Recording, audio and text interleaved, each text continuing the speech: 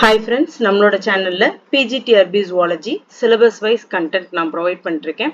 TNPSC Technical Assistant call for வந்ததுல இருந்து TNPSC Zoology degree level previous year question வந்து பார்த்துட்டு இருக்கோம். இதே question நான் 7 பார்ட்டா வந்து வீடியோ ஆல்ரெடி போஸ்ட் பண்ணிருக்கேன்.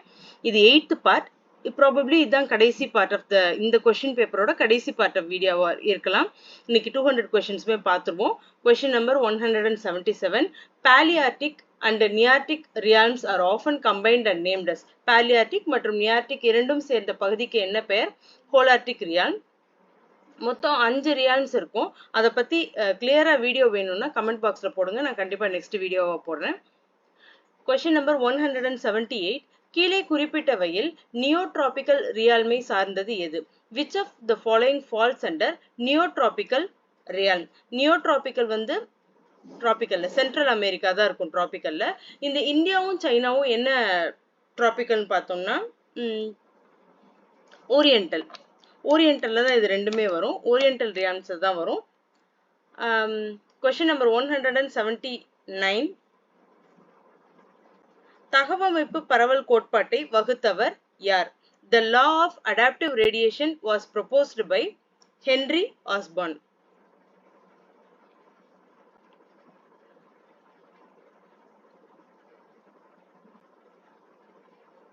Question number 180. பறந்து பரவி இருக்கும் உயிரினச் சிறப்பினங்கள் எவ்வாறு அழைக்கப்படுகிறது? Species with widespread geographical range is known as universal. Okay, மற்ற ஆப்ஷன்ஸ்க்கு என்ன கொஸ்டின்ஸா வரும் அப்படின்னு பார்த்துருவோம். ஸ்பீசிஸ் வந்து wide range of temperature, wide range of salinity, wide range of pH, அந்த மாதிரி வைட் ரேஞ்சில் அதால இருக்க முடியும் அப்படின்னா அதை வந்து நம்ம யூரிடாபிக் அப்படின்னு சொல்லி சொல்றோம். இதே இது வைட் ரேஞ்ச் ஆஃப் டெம்பரேச்சர்னா யூரோதெர்மல்னு ஃபர்ஸ்ட் பார்த்தோம் ப்ரீவியஸ் கொஸ்டின்ல. ஸ்டினோடாபிக்னா ரொம்ப ரெஸ்ட்ரிக்டட் ரேஞ்ச் தான். இவ்வளோ இந்த டெம்பரேச்சருக்குள்ள தான் அதால இருக்க முடியும். டெம்பரேச்சர் ஏறினாலும் இறங்கினாலும் அது இறந்துரும். அல்லது இவ்வளோ பிஹெச்ல தான் அந்த ஆர்கானிசம் வந்து வாழ முடியும். பிஹெச் மாத்தினா அந்த ஆர்கானிசம் வந்து அழிஞ்சு போயிடும் அப்படின்றது தான் ஸ்டினோடாபிக் ஆர்கானிசம், ரெஸ்ட்ரிக்டட் ரேஞ்சு.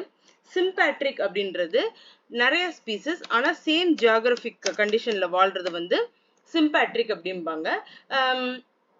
அந்த ஜியாகிரபிக்கல் கண்டிஷன் மாறும்போது, ஃபார் எக்ஸாம்பிள் இப்போ கடல் வாழ் இவ்வளவு சால்ட்ல வாழ்றாங்கன்னா அந்த கடல் இல்லாம ஃப்ரெஷ் வாட்டருக்கு போகும்போது அவங்க எல்லாம் இறந்துருவாங்க. அந்த மாதிரி சேம் ஜியாகிரபிக்கல் கண்டிஷன்ல இருக்கிற ஸ்பீசிஸ் எல்லாமே சிம்பேட்ரிக்னு சொல்லுவாங்க. Question number 181. கீழ்கண்டவற்றில் மறுசுழற்சி செய்யக்கூடிய இயற்கை பொருள் எது? இது ஸ்கூல் லெவல் கொஸ்டின் தான். மறுசுழற்சி பண்ண முடியுது. which of the following is renewable resource அப்படின்னா வாட்டர். எவ்வளவு காலம் வரைக்கும் precipitation இவாபரேஷனும் வாட்டர்ல நடந்துட்டே இருக்கும், அவ்வளவு காலம் வரைக்கும் நம்ம வாட்டரை யூஸ் பண்ணிட்டே இருக்கலாம். Question number 182.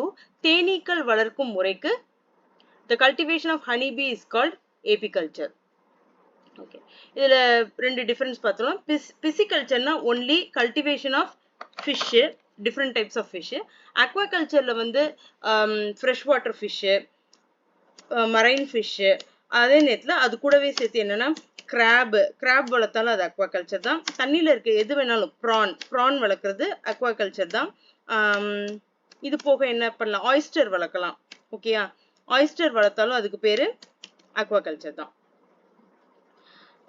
செரிகல்ச்சர் நம்ம எல்லாருக்கும் தெரியும், ரியரிங் ஆஃப் சில்க்வர்ம். சில்க்வர்ம் மாத்த ரியர் பண்றது வந்து செரிகல்ச்சர்.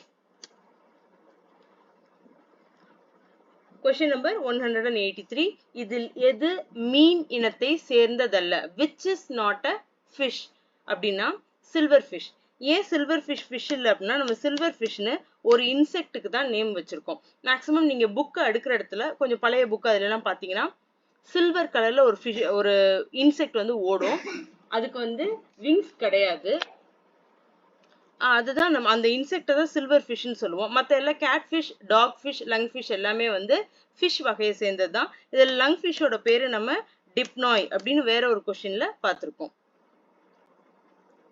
Question number 184. இளம் மீன் டேஷ் என அழைக்கப்படுகிறது. Young one of a fish is called. Young one of a dog is puppy அப்படிலாம் சொல்றோம்ல. Young one of a fish is called fry. இதுல இந்த லார்வா, நிம்ஃபு, ஜுவெனில் இது எல்லாமே வந்து இன்செக்ட்ஸை குறிக்கிற சொல். Question number 185. இந்திய கெண்டை மீன் என்பது இந்தியன் கார்பிஸ் லாபியோ ரோஹிதா. லேப்ல பார்த்திருப்போம். லாபியோ ரோஹிதா தான் இந்திய கெண்டை மீன்.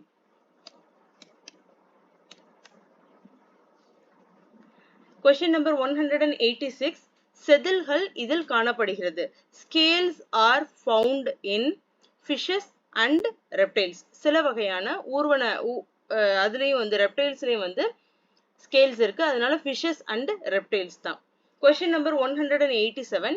கீழே கொடுக்கப்பட்டுள்ள மரங்களில் கிரிக்கெட் மட்டை செய்வதற்கு எது பயன்படுகிறது? சாலிக்ஸ், பர்பூரியா. நம்ம ஸ்கூல் புக்ஸ்ல கிரிக்கெட் மட்டை செய்வதற்கு அப்படின்னு என்ன சொல்லி கொடுத்திருப்போம் ஸ்டூடெண்ட்ஸ்க்கு அப்படின்னா வில்லோ ட்ரீ. அததான் நம்ம சொல்லி கொடுத்திருப்போம். அதோட பொட்டானிக்கல் நேம் தான் சாலிக்ஸ் பர்பூரியா. Question number 188. பட்டுப்பூச்சி எப்பேரினத்தை சேர்ந்தது? பட்டுப்பூச்சி silk moth, silkworm moth belongs to genus Bombyx mori. ஓகேயா, Bombyx mori. இதுல பெரிப்ளானட்டா அப்படின்றது காக்ரோச், மஸ்கா அப்படின்றது ஹவுஸ் ஃப்ளை, ஈ. ஓகேயா, சிமெக்ஸ் அப்படின்றது பெட் பக், மூட்டை பூச்சின்னு சொல்லுவோம் இல்லையா, அதுதான் சிமெக்ஸ். பெரிப்ளானட்டா வந்து காக்ரோச். Question number 189. இரத்த அழுத்தத்தை குறைக்கும் மருந்து இதனிடமிருந்து கிடைக்கிறது. The drug which reduces blood pressure is obtained from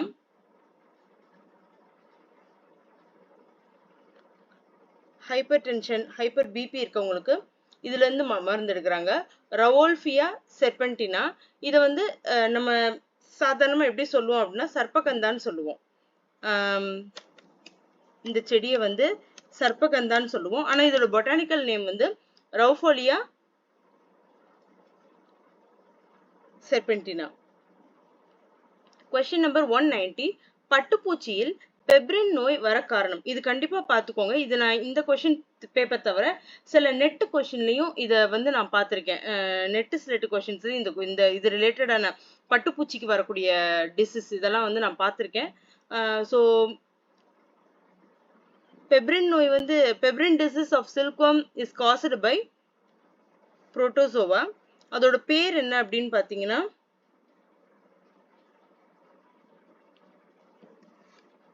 Naseema. Genus name மட்டும்தான் எழுதுறேன். ஓகே, அப்ப ஃபங்கஸ் வந்து பட்டுப்பூச்சியில அட்டாக் பண்ணும்னா ஆமா ஒயிட் மஸ்கார்டின். இந்த டிசீஸ்க்கு பேர் ஃபங்கஸ் அட்டாக் பண்றதுக்கு பேரு. ஒருவேளை கொஸ்டின்ல வந்து பட்டுப்பூச்சியில வர்ற ஒயிட் மஸ்கார்டின் வந்து யாரு காஸ் பண்றா அப்படின்னா அது வந்து ஃபங்கஸ் தான் காஸ் பண்ணுது. Question number 191. சணல் விவசாய ஆராய்ச்சி கழகம் நிறுவப்பட்டுள்ள இடம். Jute Agricultural Research Institute, Jari, is situated at Barakpur, West Bengal. ஓகேயா, ஸோ இந்த மாதிரி கொடுக்கறது வந்து மேக்ஸிமம் அடுத்த கண்ட்ரியோடது கொடுக்க மாட்டாங்க, பங்களாதேஷோடதுல கொடுக்க மாட்டாங்க.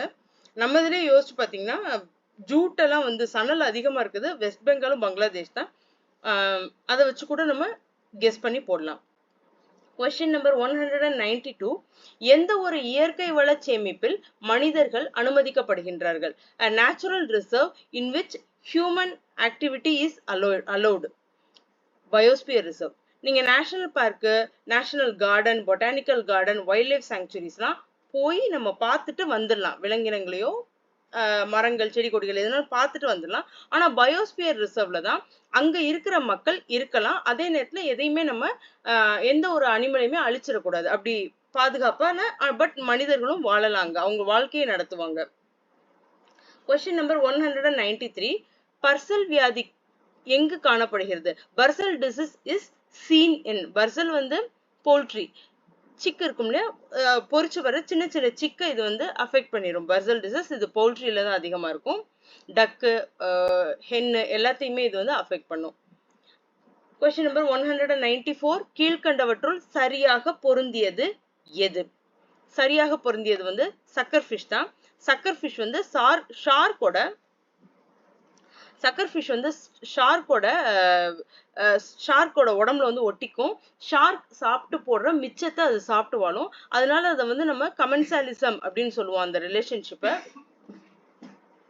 அதனால அது எக்டோ கமென்சால். உடம்புக்கு வெளியே அது இருக்கனால அது எக்டோ கமென்சால்னு சொல்றோம். ஏற்கனவே ஒரு பாக்டீரியா லார்ஜ் இன்டெஸ்டைன்ல வாழும், அதுவும் கமென்சாலிசம் நம்ம பார்த்திருக்கோம். அது வந்து உடம்புக்குள்ள வாழ்றது. சாரி, அது மியூச்சுவலிசம் பார்த்தோம் வேற ஒரு கொஸ்டின்ல. இது வந்து கமென்சாலிசம். சக்கர் ஃபிஷ்க்கு மட்டும்தான் நல்லது நடக்குது. ஷார்க் எந்த நல்லதும் கிடையாது, எந்த கெட்டதும் கிடையாது. ஸோ ஆன்சர் வந்து இதுதான். மற்றதெல்லாம் ஏன் ஆன்சர் இல்லை அப்படின்ட்டு பார்த்துருவோம். மஸ்கிட்டோ வந்து ஒரு பாரசைட்டே கிடையாது. மஸ்கிட்டோ வந்து ஒரு பாரசைட்டே கிடையாது. அப்ப அது எண்டோ பாரசைட்னு சொல்றது தவறு. லீச் வந்து ஒரு எக்டோ பாரசைட். லீச் வந்து உடம்புக்கு வெளியே தான் அது கடிக்குது, அதனால அது ஒரு எக்டோ பாரசைட்.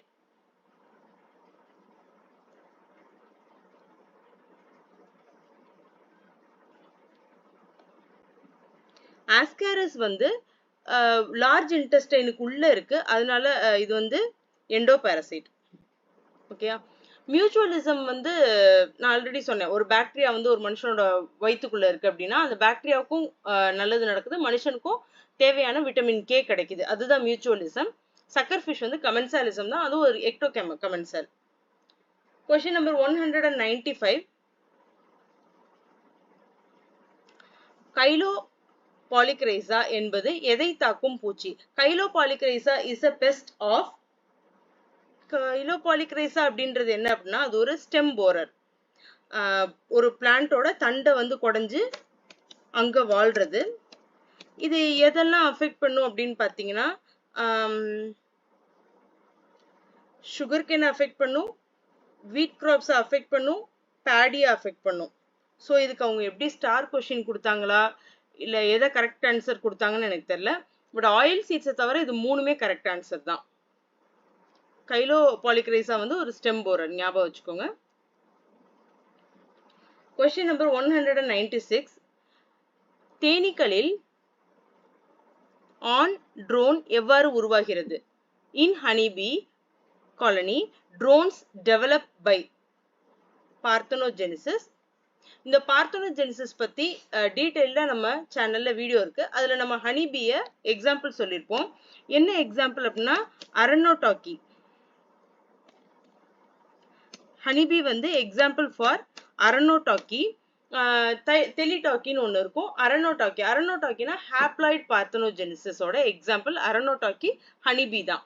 ஹனிபிலையும் ஆண் ஹனிபி ட்ரோன்ஸ். Question number 197.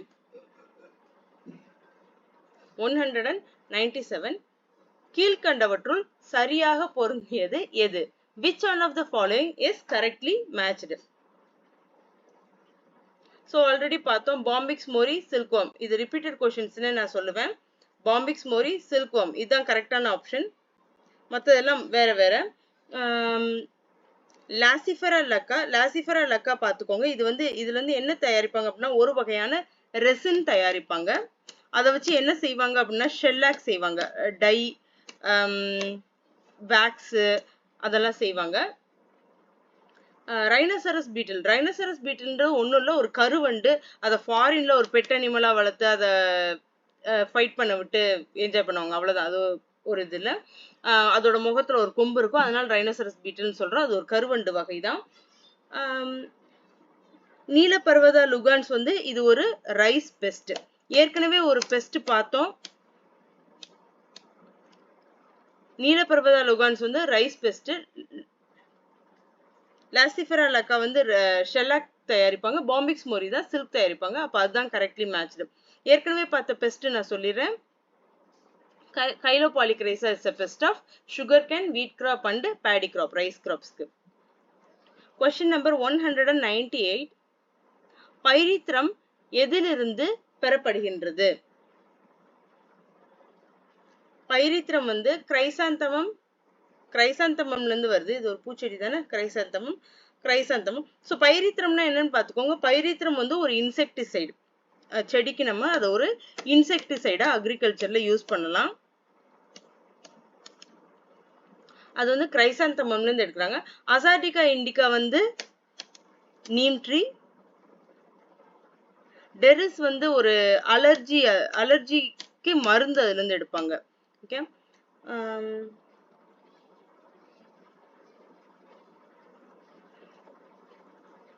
சரி, சாபடில்ல தான் அலர்ஜிக்கு மருந்து எடுப்பாங்க. டெரிஸ் வந்து அதுவும் ஒரு இன்செக்டிசைட் தான்.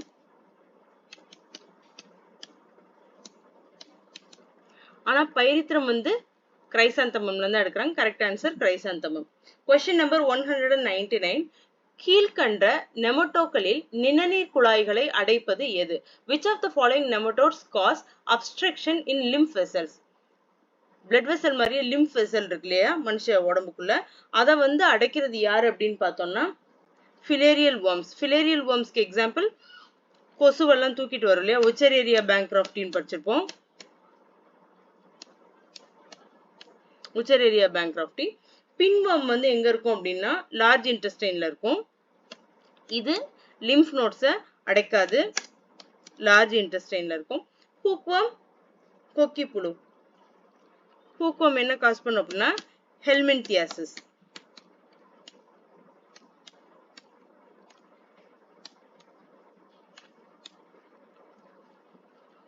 Question number 200. ஃபிரமோன் என்பது ஃபிரமோன்ஸ் ஆர் பாடிக்கு வெளியே தான் அது செக்ரேட் ஆகுது, அதனால அது ஒரு ecto hormone. Both A and பியை பார்த்து குழம்பிடாதீங்க. ஃபிரமோன்ஸ் வந்து பாடிக்கு வெளியே தான் செக்ரேட் ஆகுது, அதனால அது ஒரு எக்டோ ஹார்மோன். ஸோ இதோட இந்த ப்ரீவியஸ் இயர் கொஸ்டின் நம்ம முடிக்கிறோம். அடுத்து வேற ஏதாவது கொஸ்டின்ஸ் தான் பார்க்கணுமா இல்லை கண்டென்ட் வீடியோ ஆரம்பிக்கலாமான்னு சொல்லி கமெண்ட்ல தெரிவிங்க. தொடர்ந்து நான் கண்டென்ட் ப்ரொவைட் பண்ணிட்டே இருக்கேன், டிஎன்பிஎஸ்சி ஜுவாலஜியும் பிஜிடிஆர்பி ஜுவாலஜியும். தேங்க்யூ.